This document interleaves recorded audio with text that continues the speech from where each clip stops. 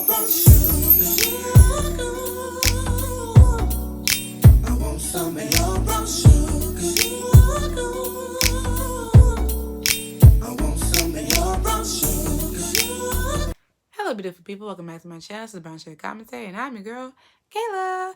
If you're new here, make sure to subscribe for more videos about Black entertainment, Black womanhood, and whatever the heck else I feel like talking about this week. All right, let's get right into it. So first things first. It's my birthday, y'all. Like, it is my birthday, okay? May 24th. I am a Gemini, okay? No Gemini slander will be tolerated, period. I'm just let you know right now, okay? But I turned 25 this year, which is super crazy, super crazy. You know, like, I was just 10 last week. Like, but yeah, like, this past year has really been a lot, been really crazy. One of the toughest years of my entire life, as I told y'all before.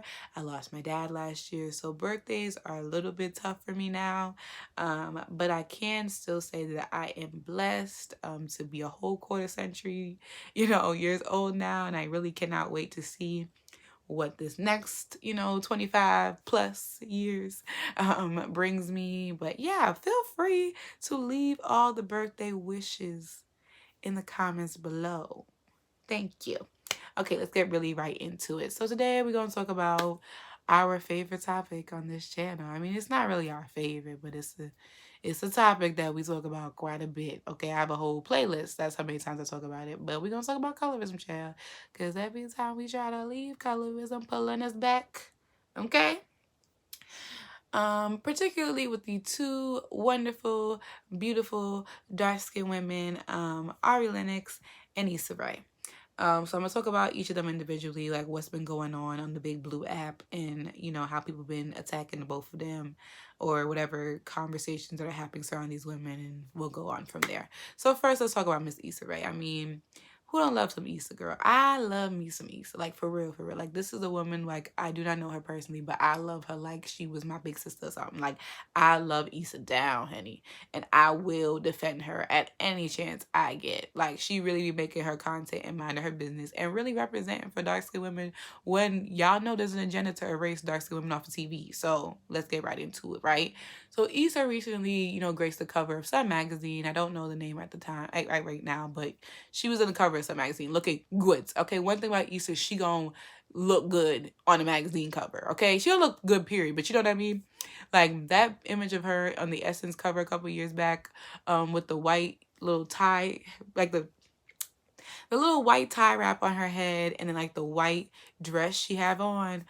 Rent-free, serving face card, never decline, honey. Okay, it was giving what the girl said it's supposed to give. Okay, but that image lives so rent-free in my mind. Like, I really want to get a painting of it and put it in my living room or something. Like, it looked good. Okay, but this one no different, still looking good, still looking fab as always. And of course people were bigging her up, complimenting her or whatever. But then there was this one girl trying to say, is it just me, or is Issa Rae like unattractive or something in that vein? I found the tweet and put it here. But basically trying to say my girl Issa not cute, and that is a goddamn lie. Like, how could you just lie like that? Like, but the thing that really got everyone, including Issa herself, who did see the tweet, said like, girl, don't we look alike? Like, what? Because this was a dark-skinned girl. Like, and she wasn't ugly. I'm never going to sit there and call a dark-skinned woman ugly, because that's just not what it is. And she's not ugly. But I just think it's crazy how, like, it's one thing when white people say disrespectful and rude things or calling us ugly, like whatever.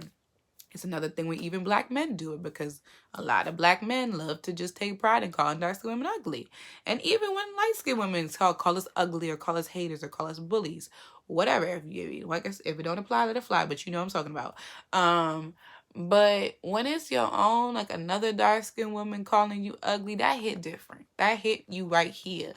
Like, wow. Like, that's how you know all skin folk is not kinfolk. Because what? Girl, what?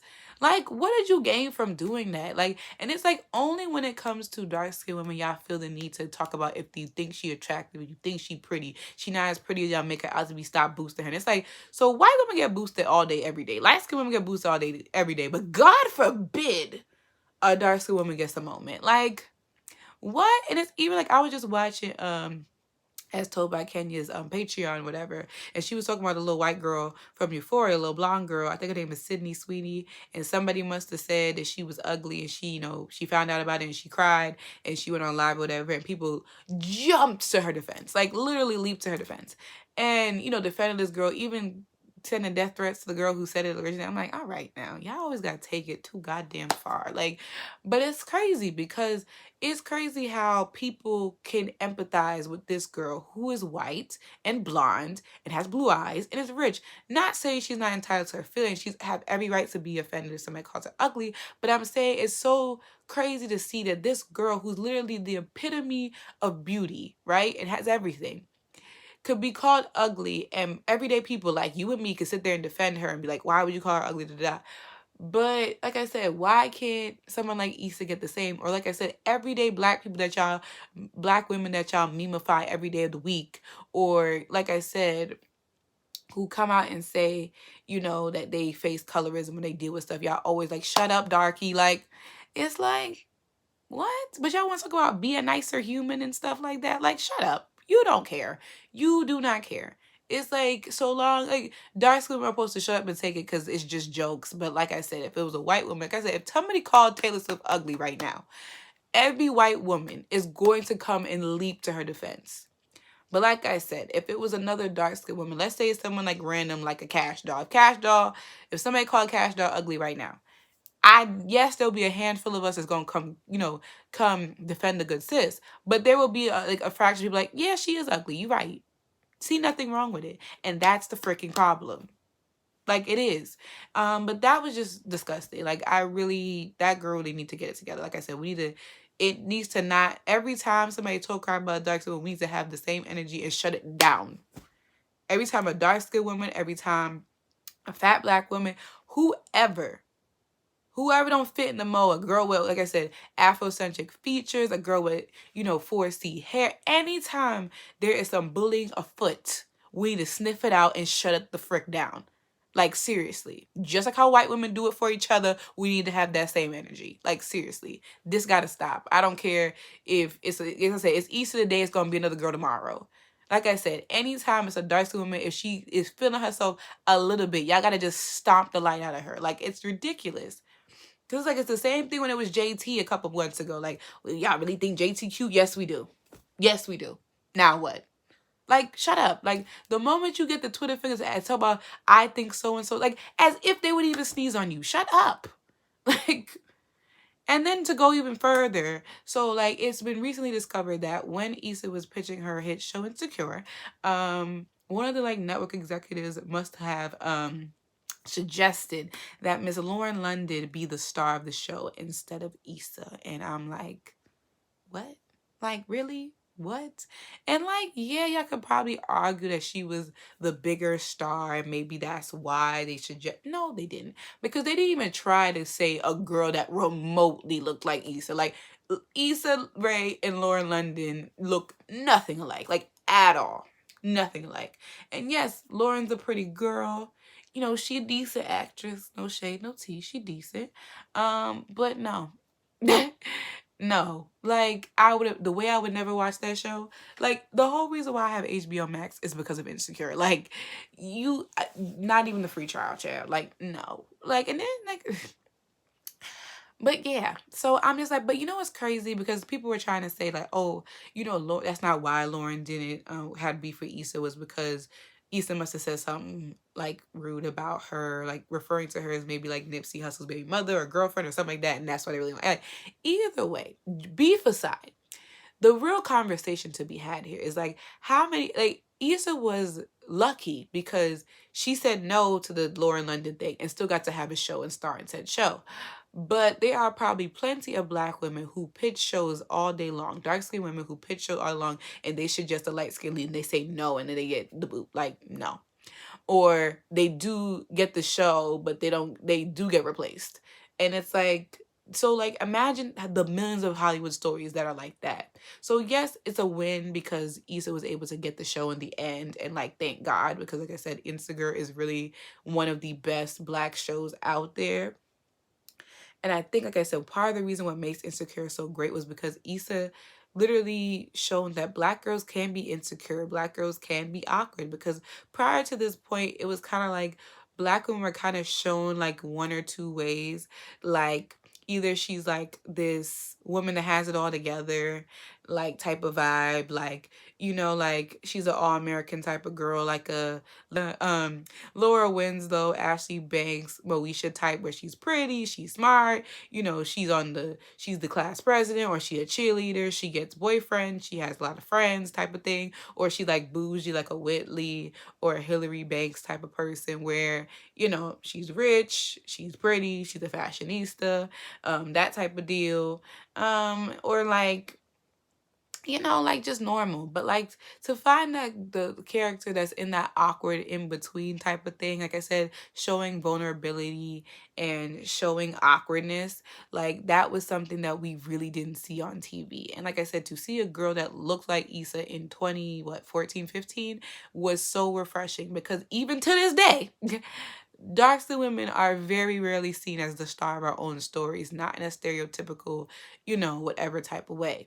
So that's why it did something for us. It validated us in a way that we just needed for that time. And I really thank Issa for that. And even the fact that she has 4C hair, okay, and she be rocking it so damn good. Because like I said, most of the time you see Black women on TV, they either have straight hair or hair that looks like this. Like now we know your hair don't look like that. It might, but I know it don't. Like, no. That's not how Black women's hair look. Like, let's be real. Come on. But yeah, Issa, like I said, was holding it down for the dark-skinned women. And like I even said, it had multiple dark-skinned women in her cast looking good. Like, and so like I said, I can tell you, I'm Issa Stan, okay? I got her book sitting right up in here, okay? And I love this book because it made me really have a deeper understanding. Y'all should definitely read this if you haven't. But it's a collection of essays, and like I said, I never felt more validated in my life. And that's why I love the lane that Issa is. So I'm rooting for everything Miss Issa, girl. I'm always gonna go up for my good sis every time, okay? So yeah. So that's Issa Rae, right? That's really trash. Like I said, the thing that girl said was stupid. And Lauren, that's just crazy. Like, imagine Insecure if Lauren London was the lead child. Like, that's like, what's awkward about her? Like, seriously. Like, what? Like, no. Nobody want to see that. Like, I'm sorry, but I don't. Like, no. And it's crazy, though, because her and Jay Ellis was on the game together, which I hated them season. They really try to make them the next Dermany. Is that what they were the couple name? I didn't even try to do that on purpose, but Melanie and Dermany. I did it again. Melanie and Derwin. But it did not work. But I definitely like him better in Insecure than I did on the game. Neither here nor there. Moving right along. The next girl we're going to talk about is Miss Ari Lenox. And once again, who does not love them some Ari Lenox? I know I do. And Ari Lenox is an R&B singer. One of the very few dark-skinned R&B singers that is, pretty relevant nowadays. Because if you notice, a lot of the R&B girlies, while I do love them, they are lighter skinned and or biracial. And Ari literally, was this darker skinned woman with beautiful natural hair, which was something I really did not see. You don't see too often. And, like I said, a couple of years ago, or 2 years ago, a year and a half ago, she was the target of some bullying when a black guy said on Twitter that she and Tiana Taylor had sex appeal but looked like pit bulls. And, she really used that moment to talk about the greater conversation about colorism and specifically featureism in the Black community, and how, it's like how I was just saying earlier, how like it's always, our own that finds it so easy to poke fun at the features that we were naturally born with and the features that are very much Black. And it's like, why do y'all do that? Why do y'all feel so comfortable doing that? And what the response was, a whole lot of gaslighting, a whole lot of invalidating of this girl's feelings. Like I said, while this Sydney girl was able to be validated by her community and her people, Ari did not get that. Like, yes, there are people who sympathize with her, but a lot of people try to call her sensitive and like, oh, why do you care to die? Including Mr. Joe Budden. That's why your podcast is in shambles. I mean, he'll get another one, but you know what I mean. Like, that's what you get. That's what you get. But other black men who share his same sentiments, like, oh, let it go. It's not that serious. Maybe you do look like a route wild. Let it go. Da da da. And it's like, no, she's entitled to feel the way she wants to, famous or not. Because like I said, like, it's a greater conversation to be had. But that was a couple years ago. And now since then, you know, Ari, she's been going through a little bit of a transformation, if you want to call it that. You know, she turned 30, she cut her hair, she been rocking a lot of lace fronts and wigs and braids, looking good, by the way, like looking the F good, honey. But you know, she lost a little bit of weight because she been going to the gym, and while, you know, looking good, period. And so she been showing out on the gram. And so everybody's like, oh my God, where does Ari come from? You know, I didn't know she was like that. She looking good. And it's just not lost. I mean, like I said, the same people that were sitting there liking that man tweet about her look like a Rottweiler, and the same people that call her sensitive, now you think she cute. Now she pretty, right? Because now she ain't talking, right? It's just like, that's crazy. It's crazy because Ari has always been a baddie, like, period. Like, always. Like I said, an image of Ari that lives rent free in my mind is, I think she was performing at BET's Black Girls Rock or something, and she has on this silk pink robe looking dress thing, and how she looks so freaking radiant with her little top knot bun, like just looking good. And like, she don't got none of her old IG pictures anymore, but she just looks so cute to me, like just a pretty girl. Like, face card never declines, period.